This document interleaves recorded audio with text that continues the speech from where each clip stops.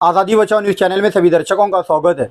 महाराष्ट्र विधानसभा चुनाव 2024 की तारीखों का ऐलान होते ही 22 अक्टूबर 2024 से चुनावी नॉमिनेशन की प्रक्रिया शुरू होते ही सोलापुर शहर मध्य हो, शहर उत्तर हो, शहर दक्षिण हो या फिर पूरे महाराष्ट्र भर में हर नेता जो है नॉमिनेशन फॉर्म भरने के लिए अपनी बड़ी बड़ी रैलियाँ निकालता हुआ दिखाई दे रहा है। अगर हम बात करेंगे सोलापुर शहर मध्य की, तो यहाँ पर सबसे हॉटेस्ट सीट बताई जाती है, क्योंकि सोलापुर शहर मध्य में लगातार 3 बार यहाँ पर परिणीति शिंदे ने चुनाव जीतकर हैट्रिक लगाकर इस बार वे 2024 के लोकसभा चुनाव में जीत हासिल कर लोकसभा में पहुंची है। वो सीट खाली होते ही हर पार्टी की नज़र वहाँ पर बनी हुई है। फिलहाल सोलापुर शहर मध्य सीट पर AIMIM के नेता फारूक शाब्दी, माकप के नेता आडम मास्टर और साथ ही साथ यहाँ पर महायुति और महाविकास आघाड़ी के दोनों उम्मीदवार आने बाकी हैं। लेकिन इस बीच सोलापुर के एक वाहतुक संगठन के अध्यक्ष रियाज सैयद साहब हैं, जो कि यहाँ पर अपक्ष दावेदारी करते हुए उन्होंने जो है अपना नॉमिनेशन फॉर्म लिया है। वो कुछ ही दिनों में नॉमिनेशन फॉर्म भरकर यहाँ से अपक्ष उम्मीदवार बनकर चुनावी मैदान में उतरने की उनकी बात चल रही है। सबसे पहले तो आज़ादी बचाओ न्यूज़ चैनल में सर आपका बहुत बहुत स्वागत है। क्या लगता है कि सोलापुर मध्य, जो कि 2009 में ये विधानसभा क्षेत्र बना, जहां पर कांग्रेस का बाले किला इसको माना जाता है, लगातार 3 बार परिणीति शिंदे यहां पर जीत हासिल कर चुकी है, लेकिन इस बार जो है यहां पर कांग्रेस उस सीट से एक ऐसे उम्मीदवार को उतारने जा रही है जहां पर सोलापुर शहर में लगभग उस शख्स का बहुत सारा नाम यहाँ पर आता है। क्या लगता है कि इस बार आप शहर मध्य से किस प्रकार से चुनावी मैदान में उतरने वाले? सबसे पहले तो मैं आज़ादी बचाओ चैनल के शुक्रिया अदा करता हूँ, साथ ही मेरे दोस्त अकीब मड़की का भी शुक्रिया अदा करता हूँ, जिन्होंने यहाँ तक आके मेरी जो इंटरव्यू ले रहे हैं इसके लिए। ये जो कांग्रेस का बाले किला है, ये बाले किला बनने की वजह एक ही थी कि विकास के मुद्दों पे यहाँ पे अब तक चुनाव होते गए। मध्य में कभी भी जात पात पे कभी चुनाव नहीं हुआ। परिणीति ताई शिंदे मुस्लिम बहुल वोटर्स के बीच में एक हिंदू होते हुए भी निवड़ के आई, क्योंकि मुसलमान हो या हिंदू हो, हर कोई यहाँ का मध्य का मतदाता चाहता है कि यहाँ पे विकास हो, और इसी विकास के बलबूते पे उन्होंने हैट्रिक की और वो अभी लोकसभा में गई। लेकिन यहाँ की सीट खाली होने के बाद जो अब मध्य की सीट है, इस पे हर एक दावेदारी हर एक पक्ष या इच्छुक उम्मीदवार या उम्मीदवार कर रहा है, लेकिन मुझे सिर्फ कहना यह है कि यहाँ के मतदाता तो की जो भूमिका है, वो जो कहना चाहते हैं, वो उनका जो वोटर बैंक है, ये जो है सिर्फ विकास का नाम है। ये कभी भी इन्हों जात पात या किसी धर्म के नाम पे नहीं वोट किए। तो आने वाले दिनों में भी अगर आप देखेंगे तो ये बाले किला निष्पक्ष रहेगा। जो धर्मनिरपेक्ष और सेकुलर विचारधारा जिसकी होंगी उसी के यहाँ पे निवड़ होंगी, ऐसी मेरी उम्मीद है। जिस प्रकार से आप सोलापुर शहर AIMIM पार्टी के वाहतुक संगठन के अध्यक्ष रह चुके हैं, पार्टी से अनबन होने के बाद आपने जो है पार्टी छोड़कर कांग्रेस पार्टी ज्वाइन किया, या फिर किसी और पार्टी में ना जाते हुए आपने एक वाहतुक संगठन की स्थापना की, जिसके बलबूते पर बहुत सारे ड्राइवर्स की आपने एक संगठन बनाई। उस संगठन के माध्यम से आप शहर भर में काम कर रहे हैं। MIM छोड़ने का कारण और वाहतुक संगठन बनाने का कारण, क्या ये आने वाले विधानसभा चुनाव में इसका आपको फ़ायदा हो सकता है? हाँ, अल्हम्दुलिल्लाह मैंने 2019 में MIM से वाहतुक संगठन जिलाध्यक्ष पद लिया और MIM को एक बुलंदी पे पहुंचाने के काम, MIM को हर वक्त एक्टिव रखने का काम और वाहतुक क्षेत्र को MIM से जोड़ के बड़ा बनाने का काम मैंने अल्हम्दुलिल्लाह किया। लेकिन स्थानिक लेवल पे जो नेता है उनसे मेरे अनबन हुई, उनसे मिलाप नहीं हुआ, इसलिए मैंने जैसे ही लोकसभा इलेक्शन आए, लोकसभा में जो अभी के अध्यक्ष है MIM के, उनकी जो भूमिका थी वो गलत थी, उसके विरोध में मैंने जो राजीनामा दिया। उसके बाद मैं जाहिर पार्टिंबा वाहतुक संगठन संयुक्त महासंघ की तरफ से परिणीति ताई शिंदे को जाहिर पार्टिंबा दिया, और सुशील कुमार शिंदे साहब खुद मेरा पार्टिंबा लेने के लिए मेरे हॉस्पिटल पे आए और उनके हाथों मैंने हमारे पूरे महासंघ का जाहिर पार्टिंबा दिया। लेकिन साथ ही साथ आज जो मध्य की भूमिका है, मध्य जो ये है 249 शहर सोलापुर मध्य, ये जो भूमि है ये विकास के नाम पे आज तक वोट हुआ है यहाँ पे। तो मैं ये सोचता हूँ कि आने वाले दिनों में भी विकास पे आज जो लोग जात धर्म के नाम पे ये मांग रहे, टिकट मांग रहे या वोट मांग रहे, तो मैं ये कंफर्म करना चाहूँगा कि आने वाले दिनों में जो निष्पक्ष है, जो निस्वार्थ है और जो लोगों के काम के लिए, लोगों के अड़े अड़चन के लिए आधी रात को हाजिर होता है, वैसे लोगों को यहाँ की जनता, यहाँ के वोटर्स जिताएंगे, ये मुझे गारंटी है। और मेरा जो काम है ये आप लोग जानते हैं, मैंने हर एक क्षेत्र में काम किया। मैंने आरोग्य क्षेत्र में काम किया, मैंने एजुकेशन फील्ड में काम किया, मैं वाहतूक क्षेत्र में बहुत बड़ा योगदान दिया। आज अल्हम्दुलिल्लाह वाहतूक संगठन संयुक्त महासंघ अपने 5000 से ज़्यादा पेएबल सभासद और 103 से ज़्यादा पदाधिकारियों के साथ आज एक महाराष्ट्र में पूरा जाल बिछाया है और उसकी जो नींव है ये सोलापुर शहर मध्य है। इसलिए हमने जब हमारे वाहतूक संगठन संयुक्त महासंघ के सभी पदाधिकारियों ने मीटिंग ली, तो इस मीटिंग में हमने तय किया कि आने वाले दिनों में खुद का अस्तित्व दिखाने के लिए और चालकों की क्या समस्या है और चालक किस हद तक सोलापुर शहर मध्य में है, ये दिखाने के लिए हम सोलापुर शहर मध्य में एक तो पहले कांग्रेस से टिकट मांगे, वहाँ नहीं मिलेंगे, तो भी हमारा अस्तित्व दिखाने के लिए हम अपक्ष खड़े रहने वाले। जिस प्रकार से आपने थोड़ी देर पहले कहेगी कि जात पात की बात ना हो, लेकिन आप भी मुसलमान के उन 11 कैंडिडेटों में ठहरे हुए थे कि इस बार जो है कांग्रेस पार्टी मुसलमानों को टिकट दे। ये कहीं ना कहीं आपने भी जो है एक धर्म का कार्ड खेल कर जो है लोगों के सामने पेश हुए, क्योंकि उन 11 लोगों में आपका भी नाम सामने आता है। आपने भी जो है कांग्रेस पार्टी से टिकट मांगा, लेकिन कांग्रेस पार्टी जो है हाल ही में बाबा मिस्त्री को ये टिकट छूटने का जो है दावा कर रही है, लेकिन अब तक वो टिकट कंफर्म नहीं हुए। लेकिन आप जो अब जात पात की बात कर रहे हैं, तो आपने भी मुस्लिम कैंडिडेट के नाते ही वो टिकट मांगा था, क्योंकि उन 11 लोगों में आप भी शामिल थे। सबसे पहली बात तो किसी समाज के लिए टिकट मांगना ये जात पात के विरोध नहीं है। पहली बात, सोलापुर शहर मध्य में 1 लाख से ज़्यादा वोटर्स होने के बावजूद भी पिछले 75 सालों से आज़ादी के बाद से यहाँ पे उम्मीदवारी नहीं मिली।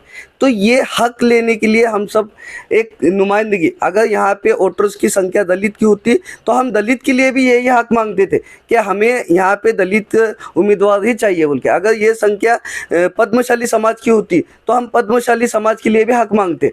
हक मांगना इसका मतलब ये नहीं कि सेकुलरिज्म ख़त्म होना। हक मानना सेकुलरिज्म में है कि आप अपने समाज के लिए हक मांगो, अन्याय होता तो अन्याय के विरोध खड़े रहो।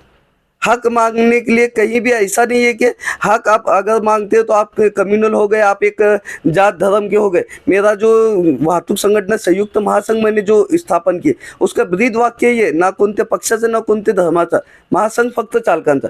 हम कौन से पक्ष धर्म को लेके नहीं चलते, लेकिन जहाँ पे पॉलिटिकल ये आती है, जहाँ पे अन्याय होता है, तो वहाँ पे अपनी ताकत दिखाना ये कोई कम्युनल की निशानी नहीं है, ये बल्कि ये सेकुलर हमें संविधान हमें दिखाता है कि आप अपने संवैधानिक तरीके से आप अपने पक्ष को, जिसको आप मानते हैं, उसको आप टिकट मांग सकते हैं।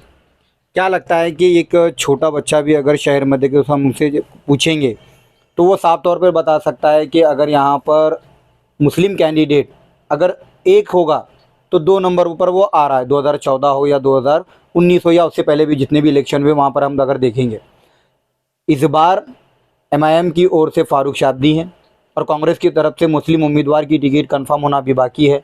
तो 2 उम्मीदवार यहाँ पर सामने हैं, तीसरे उम्मीदवार आप। तो कहीं ना कहीं वोटों का बंटवारा होगा, उससे समाज में क्या भावना लोगों की होगी, उसको किस तरह से रियाज सैयद वाहतूक संगठन के माध्यम से उन लोगों के पास जाएंगे, या फिर अपना क्या विज़न होगा जो आने वाले समय में शहर मध्य का क्या विकास की योजना होगी, क्या स्ट्रेटजी होगी आपकी, ये तो हमारे ज़रा दर्शकों को बताएं। मैं सभी चैनलों से, सभी प्रतिनिधियों से यही कहना चाहूँगा कि ये लोकशाही है।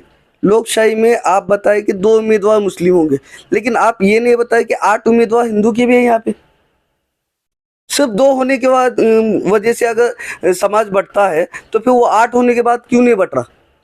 इससे पहले 2014 और 2019 की अगर हम देखेंगे तो यहाँ पर सिर्फ एक ही अल्पसंख्यक मुस्लिम समाज से एक ही उम्मीदवार ठहरा हुआ। तो मैं जो 2014, 2019 में जो या 2009 में जो उम्मीदवार जीत के आए, तो आप उनको मुस्लिम और हिंदू ऐसा मत डिवाइड करो। मैं सोचता हूँ कि उस वक्त जो काम करने वाला उम्मीदवार और बिन काम का उम्मीदवार जो जात धर्म के पे मांगना, ये 2 1 नंबर और 2 नंबर पे। और मध्य की जो जनता है, मध्य के जो वोटर्स है, वो चाहते हैं कि काम करने वाला उम्मीदवार यहाँ पे आए। इसलिए पिछले 3 टर्म से काम करने वाले उम्मीदवार को ही मध्य की जनता ने चुना है। तो इस बार आप कौन से ऐसे मोटो या कौन से ऐसे इश्यूज़ जनता के बीच में ले जाएंगे, या जनता के कौन से ऐसे इश्यूज़ आपने देखे होंगे कि शहर मध्य में खासकर शहर मध्य में जहाँ पर इतनी बड़ी संख्या में जो है अल्पसंख्यक समाज रहता है, वहाँ पर उनके लिए क्या विज़न रियाज सैयद के पास है? क्या वो जनता के बीच में मुद्दे लेकर पहुँचने वाले, क्या उनकी रणनीति रहेगी? सबसे पहली बात तो मुद्दे जो मैं बताने वाला हूँ वो ऑलरेडी मैंने काम किया है। जैसा कि विधायक के मुद्दे जो होते हैं, आरोग्य क्षेत्र में किस तरह काम होना चाहिए, शैक्षणिक क्षेत्र में किस तरह काम होना चाहिए, सामाजिक क्षेत्र में कैसे काम होने चाहिए, तो अल्हम्दुलिल्लाह पिछले 5 साल से जनता ने देखा है मैं किस तरह से काम किया हूँ, कौन से क्षेत्र में मैंने कितना काम किया हूँ, ये अल्हम्दुलिल्लाह जनता पूरी देख चुकी है। मैं ये वादे आने वाले दिनों के वादे नहीं करना चाहता हूँ, क्योंकि वादे वही करते हैं जो कमज़ोर होते हैं, लोगों को भुसलाने के काम जो करते हैं वो वादे होते हैं। वादे करना ये नेता की पहचान है। मैं आने वाले दिनों में क्या वादे होने वाले हैं, मैं कौन से 4 मुद्दे देने वाला हूँ, बिल्कुल नहीं। मैं सिर्फ इतना चाहता हूँ कि जो आरोग्य क्षेत्र मैंने स्टार्ट किया उसको मजबूत बनाना चाहता हूँ। जो मैंने 42 बच्चे अडोप्ट लिए, एजुकेशनली अडोप्ट लिया, उसके लिए मुझे अडोप्ट लेने की ज़रूरत ना पड़े, मेरे जैसे लोगों को ज़रूरत ना पड़े, वैसा शैक्षणिक माहौल मैं यहाँ पे तैयार करना चाहता हूँ। और जो सामाजिक क्षेत्र है, जो सलोखा है, जो भाईचारा है, जो पिछले इलेक्शन में आपने देखा कि भाजपा की तरफ से या कांग्रेस की तरफ से जो टकराव हुआ, वो भाईचारे को, वो सलोखे को कैसा एक लाए, ये काम विधायक की काम होते हैं। आपके खिस्से से कितने पैसा जाने वाला है, आप किसको कितना देने वाले, ये विधायक की काम नहीं है। और इसी के साथ साथ मेरा जो बेस है, मेरा जो फाउंडेशन है, ये है वाहतुक, ये चालक मेरा बेस है। तो इनके जो समस्या है, मैं समझता हूँ कि आज मध्य में जितने भी उम्मीदवार है, शायद मध्य ही नहीं, मैं समझता हूँ पूरे महाराष्ट्र में जितने भी उम्मीदवार है, वो उम्मीदवार को कभी भी किसी उनके दिल के किसी कोने में भी ये एहसास नहीं है कि चालक एक घटक है जो वंचित हुआ है। आज रिक्शा चालकों की हालत देखेंगे या चालकों की हालत देखेंगे तो उनकी हालत इतनी बद से बदतर होती जा रही है कि अगर उनको देखेंगे तो दिन के 200 रुपये कमाना उनका मुश्किल है। तो ये जो विषय है, ये जो मुद्दे हैं कि चालकों को कैसे हम ये करें। सोलापुर शहर मध्य में 9,000 रिक्शा चालक है, 11,000 अदर ड्राइवर्स है, मतलब कि माल वाहतूक गाड़ियाँ जो भी छोटा हाथी के 3 चाकी माल वाहतूक के, ऐसे 20,000 चालकों का ये सोलापुर शहर मध्य। और 20,000 चालकों का मध्य रहने के बावजूद भी यहाँ चालकों की कोई इच्छुक उम्मीदवार या कोई उम्मीदवार अपनी चालकों की बात नहीं करता। तो मुझे कहीं तो कहीं ये खंड है कि हम चालकों के लिए कम है। तो हमको होना चाहिए कि हम चालकों को एकजुट ला के एक प्लेटफॉर्म पे ला के, ना कौन से पक्ष को ना कौन से धर्म को लेते हुए, हम हमारे जो व्यावसायिक पक्ष बंधु है, व्यावसायिक बंधुओं को साथ में लेके हम काम करेंगे तो इंशाल्लाह जीत हमारी पक्की होगी। आने वाले समय में अगर सिचुएशन ऐसी बन जाती है कि सोलापुर शहर मध्य से आपको किसी पार्टी की ओर से ऐसा ऑफर आ जाता है कि आप जो है अपनी सीट पीछे लो, आपको इतना नफला मिलेगा, तो उस वक्त आपकी क्या भूमिका रहेगी? रियाज सैयद जो है वो अकेला नहीं है, ये महासंघ का निर्णय है। महासंघ की बैठक में हमने तय किया कि हम अपक्ष लड़ेंगे। उस वक्त अगर समझो कुछ ऐसे हालात पेश आते हैं कि चालकों के हित के लिए कुछ हल निकलता होगा, तो उस वक्त महासंघ की बैठक ली जाएंगी और वो बैठक में जो निर्णय लगेगा वो आप लोगों के सामने रहेगा। कोई भी पीछे से पाकिट की बात यहाँ नहीं होंगी, क्योंकि अल्हम्दुलिल्लाह अल्लाह ताला ने मुझे हर चीज़ से नवाजा है। और जो बातें यूट्यूब पे या फिर कमेंट के जरिए आते हैं, तो ये बातें जो है ना, कुछ लोगों को पैसे दे के कमेंट कराना, इससे आप जीत नहीं सकते। जो भी है, इससे आप जीत नहीं सकते। आपको जीतने के लिए लोगों के बीच में उतरना होगा, लोगों को दोस्त बनाना होगा, दुश्मनी से आपको बचना होगा। लेकिन आज का माहौल जो है ये कम्युनल वर्सेस कम्युनल होते जा रहा है। तो मैं चाहता हूं कि कम्युनल वर्सेस कम्युनल ना होते हुए हमको एक सेकुलर देश में सेकुलर रहते हुए सभी धर्म को, सभी जात पात को साथ में लेके चलना होगा। उसी के साथ जो वंचित घटक है, जो पिछड़ा वर्ग है, इनकी समस्याओं को भी देखते हुए हमें एक विधायकी काम करने वाला इंसान, जो ज़मीनी लेवल पे जो चढ़वड़ से पैदा हुआ है, वैसे इंसान को हमें विधानसभा में पहुँचाना होगा। आपने कहा कि ज़मीन लेवल से इंसान की अगर बात करेंगे तो सोलापुर शहर मध्य में नरसई आड़म मास्टर, जिन्होंने इतना बड़ा बेस यहाँ पर बनाया है कि बहुत सारे लोगों को जो है उन्होंने कम दामों में छत देने का काम किया है, वो भी एक विकास पुरुष नेता है। आप भी उनको अपना मार्गदर्शक मानते हैं। अगर हम बात करेंगे दूसरे नेताओं की, तो यहाँ पर कांग्रेस ने जो है इतना बड़ा एनटीपीसी का प्रोजेक्ट लाया है। आने वाले समय में जलवाहिनी भी आएगी, यानी कि दोहरी पाइपलाइन भी आएगी यहाँ पर। तो ऐसे बहुत सारे इश्यूज़ ये पुरानी पार्टियों ने लिया है, लेकिन इस बार जनता आपको ही क्यों चुने? आड़म मास्टर की बात बताया, बिल्कुल उन्होंने काम किया, लेकिन हर काम करने वाले का एक वक्त आता है। उन्होंने भी शायद उनके ज़माने में जो विकास पुरुष था उनके अपोज में खड़े होकर जीत हासिल की होंगे। उससे पहले भी कोई आमदार हुए होंगे, उससे पहले भी कोई खासदार हुए होंगे। तो अपोज जब खड़ो ना, इसका मतलब ये नहीं कि हम हमारे मार्गदर्शक को नीचे गिराना है, बल्कि हम हमारा काम जो है जिस तरीके से जनता को बताते तो जनता इसका इनाम देंगी। यही मुद्दे हैं हमारे। जिस प्रकार से आप जो है आरोग्य शिविर की बात कर, आरोग्य क्षेत्र की बात करते हैं, तो आपके बहुत सारे हॉस्पिटल जो 10 रुपये में ओपीडी चलने का जो कार्यक्रम कर रहे थे, कहा जाता है कि 1-2 हॉस्पिटल वो बंद पड़े हैं और साथ ही साथ आपका जो बड़ा हॉस्पिटल था वो भी हॉस्पिटल बंद पड़ा है। लोगों में ये चर्चा है कि आप जो है वो हॉस्पिटल चला नहीं सके, तो आगे जनता का क्या कारोबार चला सकेंगे? बेशक मैंने जो हॉस्पिटल खोले थे उसमें 3-5 ओपीडी खोला था, उसमें 3 ओपीडी बंद हुए, 2 ओपीडी अभी अभी अल्हम्दुलिल्लाह चालू है। और हॉस्पिटल की बात है तो मैंने स्टार्ट किया, इसमें मुझे कामयाबी मिली नहीं मिली ये अल्लाह के हाथ में था। मैंने अपनी पहल दिखाई, लोगों को बताया कि मैं ये कर सकता हूँ, तो अल्हम्दुलिल्लाह मैंने वो काम किया और उसमें मुझे कामयाबी नहीं मिली। इसकी वजह सिर्फ एक ही थी कि वो मैं खुद के बलबूते पे किया। मैं कोई राजकीय पक्ष से या किसी सरकारी योजनाओं से मैंने काम नहीं किया था। मेरी जितनी हैसियत थी मैं वो हैसियत के हिसाब से लोगों में उतरा और काम किया। आने वाले दिनों में आप मुझे विधायक बनाओ, उसके बाद पूछो 10 क्यों 50 ओपीडी मैं खोलने के लिए तैयार हूँ। क्या जनता के सामने आपका मिशन रहेगा कि इस बार जनता के बीच आप कैसे जाएंगे, और आने वाले समय में चुनाव का जो नॉमिनेशन फॉर्म है किस वक्त भरने जा रहे हैं और कितनी संख्या में लोग आपके साथ रहेंगे? मैं जनता से सिर्फ इतनी अपील करूंगा, मुझसे बेहतर है उसको आप चुनो, क्योंकि वोट जो है वो गवाही है। गवाही जब आप झूठी देंगे तो उस खुदा के सामने, भगवान के सामने भी आप मुंह दिखाने के लायक नहीं रहेंगे। और दूसरी बात रही, ये जो फिलहाल सिचुएशन है, जो हमारे हालात है, ये विधानसभा 2024, ये जो विधानसभा 2024 है ये सिर्फ और सिर्फ सेकुलर पे होनी चाहिए, क्योंकि हम बस आए कम्युनल से, हिंदू मुस्लिम से। तो मैं चाहता हूँ कि जिसे भी चुनो आप सेकुलर को चुनो और एक धर्मनिरपेक्ष सरकार यहाँ पे महाराष्ट्र में बनाओ। बस इसी उम्मीद पे 28 तारीख को इंशाल्लाह मैं नॉमिनेशन फॉर्म भरने जाऊँगा। 500 से ज़्यादा ऑटो रिक्शा रहेंगे और हज़ारों की संख्या में मेरे साथी दोस्त अहबाब रहेंगे। अस्सलाम वालेकुम, जय हिंद, जय महाराष्ट्र, जय महासंघ। तो ये थे हमारे साथ वाहतुक महासंघ के अध्यक्ष रियाज सैयद साहब, जो आने वाले समय में अपक्ष उम्मीदवार की भूमिका शहर मध्य विधानसभा क्षेत्र में निभाने जा रहे हैं। वो आने वाले 28 अक्टूबर 2024 को अपना नॉमिनेशन फॉर्म भरने के लिए जाने वाले हैं।